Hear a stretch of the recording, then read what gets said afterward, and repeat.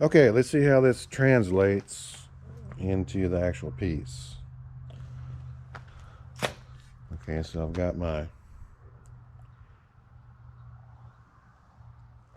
support beams in place. Now, I left these loose until I double checked, since again I'm working with a 45 degree, to make sure that this is actually,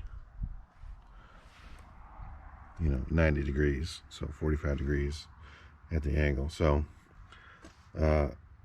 once I determined that was correct, I went ahead and tightened down all these bolts, so this does not move at this point.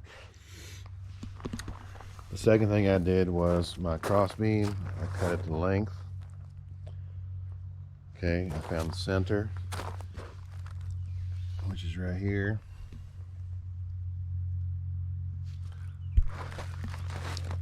I put a little nail down there so I can check the distance between my cross members. Okay, and my tape measure can grab onto is my point. All right, so came over here, and here's my outside mark, my 90 degree, and it's lining up with this point here. I came straight up, and I measured my 8 degrees and measured my angle. Okay, and I did the same thing over here. So at this point, I made sure I measured from the center point to this point here, make sure we're still equal.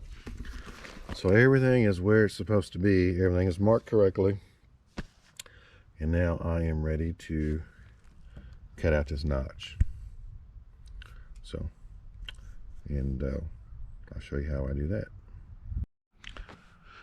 Okay, probably the easiest way to cut this out is with a track saw.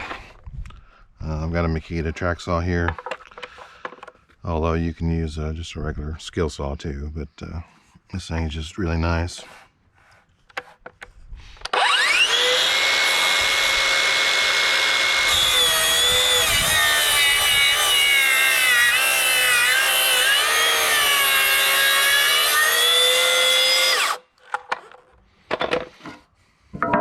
Okay, it just makes a perfect cut. So we'll do this on both sides. I've already done it on the other side too, and my next cut is going to be this little 8 degree cut here, but I'll use a different saw for that. So the next step is to cut that 8 degree shoulder cut right here. And all you do is you take your saw and you set the sole plate at 8 degrees and line it up and cut it.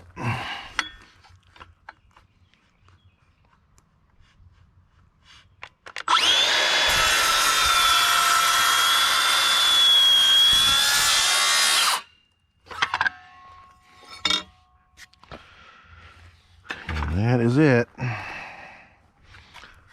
just have to take a handsaw and finish cutting a little bit that I couldn't cut all the way. Then I'll take a chisel and clean it up.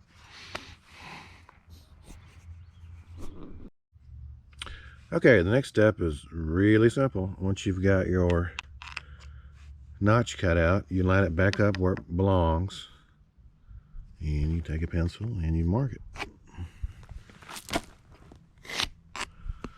And that's where I'll be making a cut. Come over here and do the same thing, and hopefully that'll match up nicely when I cut it.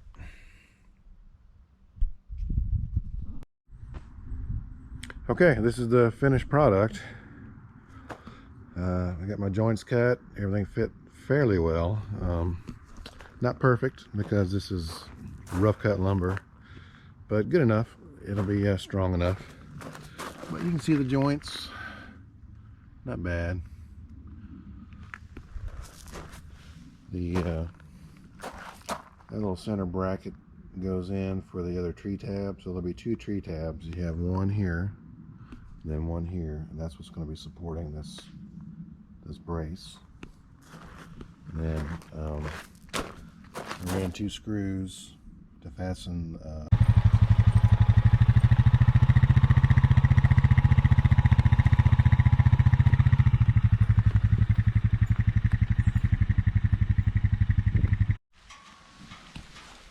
Okay, this is the final resting place. Got a little bit of rain coming in. You know, my other lumber here. You can't see what I did here. I just put a 2-inch attachment there, screwed it on, and then I made a little cart to haul this, and then just clamped it on. I'm guessing this weighs about at least 300 pounds.